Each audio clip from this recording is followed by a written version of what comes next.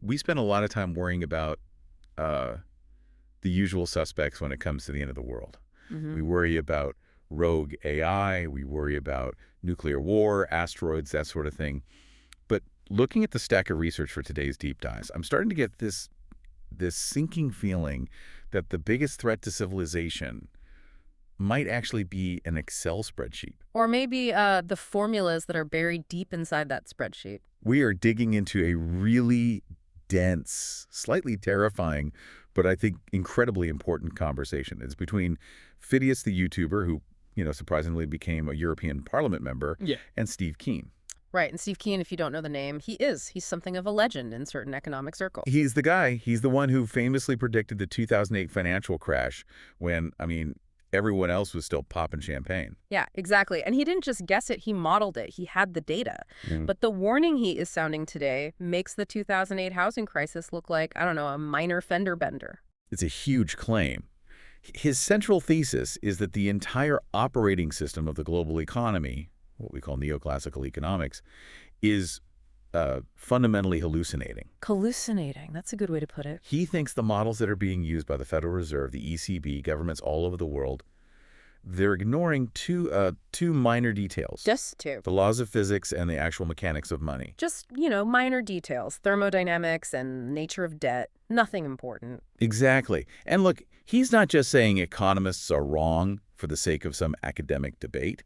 He's arguing that this blindness is providing the intellectual cover for climate suicide. Right. He thinks these bad models are basically sedating politicians, convincing them that climate change is just a minor costing issue, right up until the moment the food runs out. It is a heavy, heavy premise, but I think the mission for this deep dive is to really take that apart piece by piece. We have to understand why the models are broken.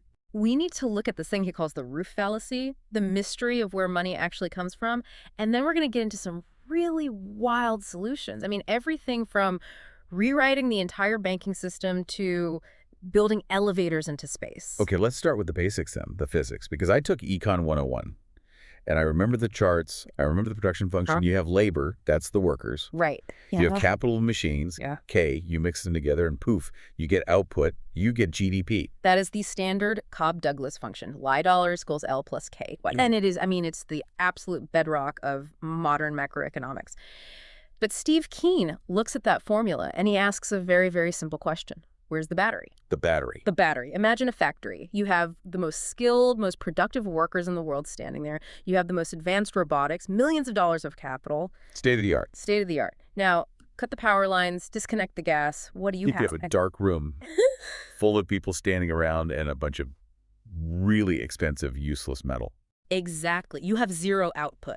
Keen uses this really visceral analogy here. He says, labor without energy is a corpse. Capital without energy is a sculpture. Wow. That is an image that will stick with you. A corpse in a sculpture. It just cuts right through all the jargon, doesn't it? A No. worker without food energy is dead. A machine without fuel or electricity is just a statue. You cannot produce a single widget. You can't flip a single burger without pumping energy into the system. Right. But standard economics, it just treats energy as another input you buy. It's like raw materials or office supplies. They don't see it as the source of the value. But how?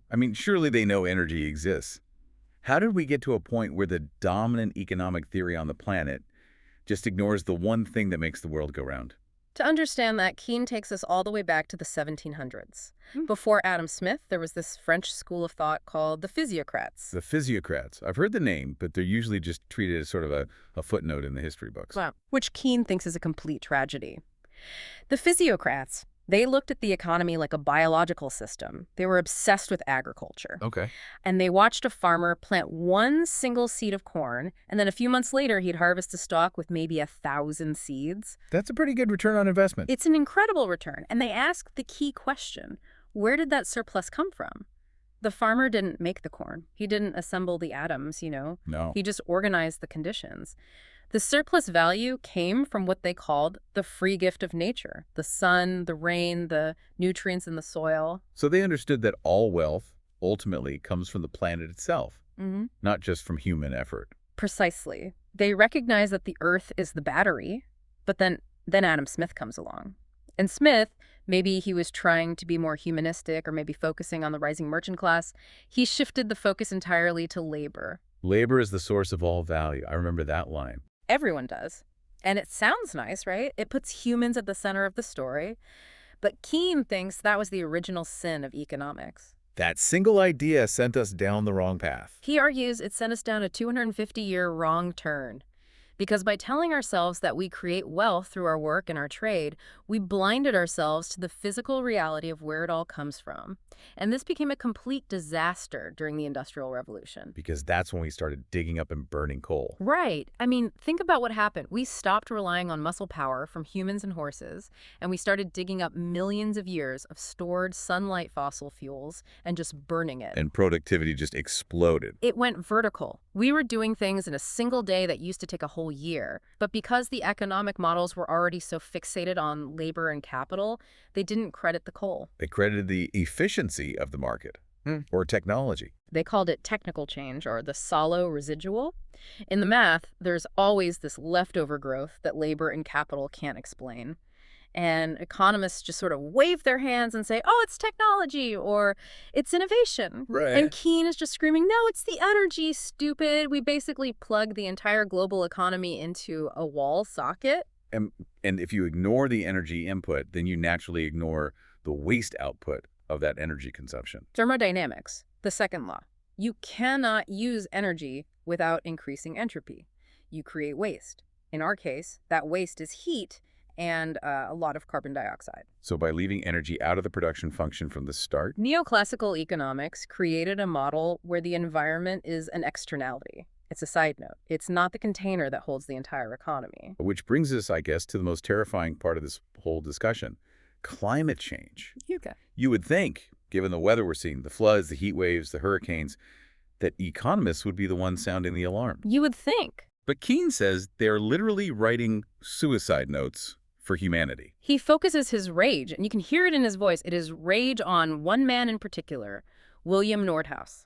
The Nobel Prize winner. Yep. This man is a giant in the field. He won the Nobel Prize in 2018 for integrating climate change into long-run macroeconomic analysis. So he is the guy. He's the guy who's supposed to know the numbers on this. And his numbers are, well, Keene calls them delusional. Nordhaus's models estimate that a 3 degrees C to 4 degrees C rise in global temperature would reduce global GDP by a tiny fraction. Real tiny. We're talking something like a 3% lower GDP by the year 2100 compared to a world with no warming. Wait, hold on a second. 3%. We lost more than that during the COVID lockdowns, and we bounced back in a year. Scientists are telling us 4 degrees C is basically the apocalypse. Mass extinction, uninhabitable tropics. How does an economist translate apocalypse into mild recession? Through something Keene calls the roof fallacy. And when you hear the logic behind this, you are going to be absolutely baffled that this won a Nobel Prize. Okay, walk me through it. I'm ready. Nordhaus looked at the composition of GDP. He saw that agriculture, farming is only about 3% of the U.S. economy. The vast majority is services, manufacturing, finance, retail. Okay, that's true. We're not a farming society anymore for the most part. So Nordhaus made a critical assumption. He assumed that if an economic activity takes place indoors, under a roof, it is unaffected by climate change. He assumed, he assumed, because I have a roof over my head, the climate outside can't hurt my economic output. Is that really it? That is the methodology. He estimated that about 87% of the economy is shielded from climate change because it happens in carefully controlled environments. He thinks that if it's 110 degrees outside or hailing or flooding, the neurosurgeon keeps operating. The banker keeps trading. The factory worker keeps assembling widgets, all because we have air conditioning. That is breathtakingly stupid. I mean, sorry, but factories need inputs. They need raw materials to come in. Those materials come on trucks. Trucks drive on roads. Roads wash away in floods. Keene was practically shouting this exact point. He used some very colorful French language to describe it, which we probably can't repeat. Right. But he points out that if the roads melt, which is already happening in some places, or if the rivers dry up so barges can't move goods, the factory stops. If the power grid goes down because the water is too hot to cool the nuclear plants, which, by the way, happened in France recently, the entire service sector stops. It assumes the economy is this abstract ghost floating in a void, completely detached from the physical world it lives in. And politicians listen to this. They read the summary of the IPCC report, specifically the economics chapter that's based on this work, and they see 3% GDP loss in 80 years. And they think, oh, we can handle that. We'll just grow our way out of it. We don't need to panic and destroy the fossil fuel industry today. It lulls them into this false, dangerous sense of security. Meanwhile, Keene is looking at the actual climate science. Specifically, he brings up something called the AMOC, The Atlantic Meridional Overturning Circulation. which is the Gulf Stream, basically, Yeah. or related to it. It's the engine that drives the Gulf Stream. It's this massive ocean conveyor belt that circulates warm water from the southern hemisphere up to the North Atlantic, and it is the only reason Europe is habitable. Right. London is at the same latitude as parts of Canada that are frozen solid. Exactly. But London has mild winters because of this massive ocean heat pump. And Keene is saying it's breaking. The volume of water we're talking about here is just, it's unimaginable. They measure it in sverdrups. One sverdrup is 1 million cubic meters of water per second. Wow. The AMOC is about 15 sverdrups. That is 10 times the flow of all the rivers on Earth combined, moving past you every second.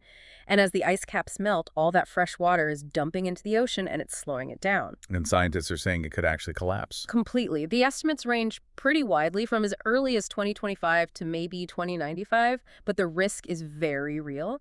And if that current stops, the heat transfer stops. Keene says the average temperature in Europe could drop by 10 degrees Celsius. A 10-degree drop, that's not winter's coming. That is an ice age, basically. For Northern Europe, effectively, yes, it would make agriculture completely impossible. Keene cites one study suggesting that if the AMOC collapses, the total land area capable of growing wheat and corn globally could drop by 70%. 70%. So we're not talking about GDP loss anymore. We're not talking about stock market corrections. We're talking about billions of people starving. That is what is at stake. And this is why Keene is so frustrated with what he calls the optimistic bullshit coming from the mainstream economists. They are arguing over decimal points of GDP, while the physical mechanism for feeding humanity is at risk of shutting down. So if the economists' models are useless, what's the plan? What does Keene say we should actually be doing right now? He's very practical about it and also very grim. He says we need war-style preparation. He's literally calling for governments to build massive food warehouses, rationing buffers. So doomsday prepping on a national scale? It is prepping, but at a state level. I mean, right now, our entire global economy is built on just-in-time efficiency. Your local supermarket has maybe 3 days of food on the shelves. Right. We optimize everything for profit, assuming the supply chains and the climate are stable. Keene argues that if we have a major harvest collapse, which becomes very likely with the AMOC situation, we need a buffer to survive until the next harvest, or to figure out how to grow food in a new climate. Without those buffers, you get starvation. And when you get starvation, you get social collapse. It's a heavy realization. It feels like we've stripped away all our resilience in the name of efficiency. And that lack of resilience isn't just in the food system, it's baked into the financial system too. And this brings us to the other half of Keene's massive critique: money. Right. Okay, let's bridge this gap, because it feels like two different conversations, physics and money, but they're connected by this theme of blind spots. Absolutely. So if economists can't see the physical engine of the economy, which is energy, Keene argues they also don't understand the nervous system, which is money. It sounds like a joke, doesn't it? Economists don't understand money. But Keene is dead serious. He insists they are operating on a complete myth. Okay, what is the myth? The myth is that banks are just intermediaries. The textbook story is, I save some money, I put it in the bank then takes my existing money and lends it out to you. The bank is a middleman, moving funds from saver A to borrower B. Right. That sounds reasonable. That's what I was taught, the whole money multiplier thing. So why is it wrong? Because it's physically not what happens. When you go to a bank for a mortgage, the bank manager doesn't run down to the vault to check if Mrs. Jones deposited enough cash that morning. No. They don't even check their reserves, really. They just type numbers into a computer. They type it in. That's it. They create the loan and the deposit simultaneously. This is the double entry bookkeeping aspect that Keene kept coming back to. Okay, let's break that down, because accounting can sound dry, but this seems absolutely crucial. Okay, so on the bank's ledger, when they give you a loan, they record that loan as an asset for them because you owe them the money back, plus interest. At the exact same time, they credit your bank account with the deposit for the same amount. That deposit is a liability for them because you can now go and spend it. So the books balance. An asset and a liability of the same size. The books balance perfectly, yes. But here's the magic trick. The total amount of money in the economy just grew. Before you walked into that bank, that money did not exist. After you signed the paper, it did. Banks create money out of thin air when they lend. So private banks are basically running printing presses. Effectively, yes. In fact, something like 90 to 95% of the money that we use every day is created this way by private banks issuing credit. And this matters immensely because money is demand. If banks are in a lending frenzy, they are pumping huge amounts of new spending power into the economy. And this connects directly to the 2008 crisis. Yeah. Keynes was one of the very few people who actually predicted it. He was, and he did it by looking at one simple variable: private debt. In the mainstream view, debt doesn't really matter because, they say, one person's debt is another person's asset. It all cancels out in the end. But Keynes saw that because banks create money when they lend, an explosion in private debt means an explosion in new money and therefore in demand. He had some wild numbers on this. Private debt in America went from something like 50% of GDP in 1945 all the way up to 170% in 2007. Exactly. And the economy was booming during that time because of that constant artificial injection of new cash. But here is the Minsky moment, named after Hyman Minsky, another one of Keynes' heroes. You can't borrow forever. Right. Eventually, you just run out of people who can take on more debt. You hit a saturation point. And when the new lending slows down or stops, The flow of new money stops. The faucet of demand suddenly turns off. Keynes points out that in 2007, the growth of debt was adding huge amounts to demand, about 15% of GDP. Then the crisis hit, people started paying down debt instead of borrowing, and that whole thing swung to a negative 5%. That's a 20-point swing in spending power. That's what caused the Great Recession. it's so interesting because usually when we hear politicians screaming about debt, they're always talking about government debt. The national debt is $34 trillion. Our grandkids are doomed. But Keynes says that is completely backward. This is where he really flips the narrative. He argues that the public obsession with reducing government debt is not just wrong, it's actually dangerous. Unpack that for me. Because we are always told a government budget should be like a household budget. You shouldn't spend more than you earn. And that is the deficit myth. A household uses money. A government that issues its own currency creates it. Keynes explains it through simple accounting identities. If the government runs a surplus, meaning it taxes us more than it spends back into the economy, what is it actually doing to our money? It's taking away from us. It's literally destroying private sector wealth. A government surplus is, by definition, a private sector deficit. That makes my head hurt a little bit, but mathematically, it makes perfect sense. Keynes uses the great example of the Roaring '20s. Everyone remembers that as a boom time. Yeah. Well, the U.S. government ran surpluses every single year, paying down the national debt from World War I. Everyone thought this was very responsible. That should have been a good thing, right? You'd think so, but because the government was constantly pulling money out of the economy, the private sector had to go into massive debt with banks just to keep the whole thing growing. So they were replacing safe, debt-free government money with risky, interest-bearing bank debt. Precisely. Private debt exploded to fill the gap, creating this enormous bubble that then burst spectacularly into the Great Depression. Keynes argues that government deficits are actually a feature, not a bug. You need that base of fiat money entering the system so people don't have to rely entirely on credit cards and mortgages to fuel economic activity. This leads us directly into geopolitics, doesn't it? Because there is one major region of the world that is obsessed with limiting government debt, and one that really isn't. And when you look at the economic scoreboards, the difference is it's stark. We are talking about Europe versus China. Well, let's talk about Europe first. Yeah. Keynes really does not pull his punches when it comes to the Eurozone. No, he calls the Maastricht Treaty. Those are the rules that formed the euro stupid. Specifically, he targets the rule that limits government deficits to just 3% of GDP. He basically says the euro trapped these countries in a kind of economic prison. It did. It stripped them of their monetary sovereignty. If you're Italy or Greece or Spain, you can't devalue your currency to become more competitive in exports. You can't print money to stimulate your economy out of a recession. You're stuck. You're stuck in a straitjacket. And because of that obsession with low deficits, Europe has not been investing in infrastructure or innovation the way it desperately needs to. They're basically strangling themselves just to hit an arbitrary number on a spreadsheet. And the comparison he draws with China is just, it's night and day. He says China's winning precisely because they ignore all of that Western economic advice. They run deficits of 10% or 11% of GDP. To a Western economist, that sounds completely reckless. It sounds like hyperinflation is just around the corner, but then you look at the results. High-speed rail. 40,000 kilometers of it. More than the rest of the world combined. Renewable energy projects that dwarf anything in the West. Entire cities built from scratch.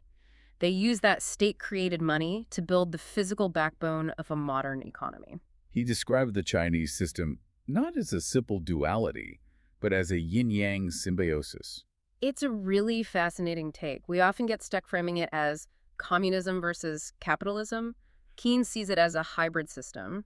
You have a very strong directive state that handles the long-term expensive stuff, the infrastructure, the energy grid, the things that don't make a quick profit but are absolutely necessary for growth. Okay. And then on top of that state-built foundation, you have a hyper-competitive, almost brutal private sector fighting it out for market share and innovation. So the government builds the playground, and then the private sector plays the game as hard as they can. That's a perfect way to put it. Whereas in the West, we often wait for the private sector to build the playground, but they won't do it because it's not profitable enough in the next quarter. He also mentioned something about their bureaucracy that I found interesting, this ombudsman concept. It's not just that they have state planning, it's that they have accountability. Right. We tend to think of bureaucrats as these unfireable paper pushers. Keene points out that in China, local officials have very strict measurable objectives. Reduce poverty in your district by X%. Build this bridge by this date. And if they fail? If they don't meet them, they can be demoted, fired, or worse. There is this intense internal pressure to deliver real-world results that we sometimes lack in our jobs for life civil service models. But a huge part of China's growth also comes from trade. Right. And Keene had a very controversial take on free trade. He doesn't seem to think it's the win-win that everyone says it is. No, not at all. He thinks the idea that free trade is always good for everyone is a complete delusion. He points out that all the successful modern economies, Japan, South Korea, now China, all of them developed by protecting their infant industries first. They built up their strength behind trade walls. Exactly. They didn't open up to free competition until they were strong enough to compete and win. He brought up Keynes again here. This is a really deep cut from economic history. Back at the Bretton Woods Conference after World War II, John Maynard Keynes, probably the most famous economist ever, he proposed a global currency system where trade surpluses would be penalized. He called the proposed currency the bancor. Penalizing the winner. Why would you do that? If I'm exporting a lot and I'm successful, shouldn't I be rewarded for that? Well, Keynes argued that if one country runs a massive persistent surplus like China or Germany does today, it means, by definition, that everyone else is running a deficit. It acts like a giant vacuum, sucking demand out of the rest of the world. It forces other countries into debt just to keep buying your stuff. So it creates this fundamental instability in the global system. Well, a huge one. Keynes wanted a system that automatically forced balance. If you sold too much to the world, you got charged a fee, which would force you to use that money to buy things from other countries. The U.S. rejected this idea because, at the time, America was the big exporter. But now the tables have turned. Completely. Now China is running the massive surpluses, accumulating all the wealth, while the West deindustrializes. Keene thinks we need to go back to that Keynesian idea restricting trade surpluses to force a more balanced, stable global economy. It seems like so many of Keynes' solutions involve restricting the freedom of money to just do whatever it wants. Which brings us to housing. This is a sore spot for pretty much everyone under the age of 40. The housing bubble, Keene doesn't mince words. He calls it a Ponzi scheme. And again, it all goes back to how banks create money. Okay, explain the mechanism here. Why is housing so incredibly expensive? It's because banks are, frankly, lazy. Remember, banks can create money to lend to anyone. They could lend to an entrepreneur who has a brilliant idea for a new fusion reactor.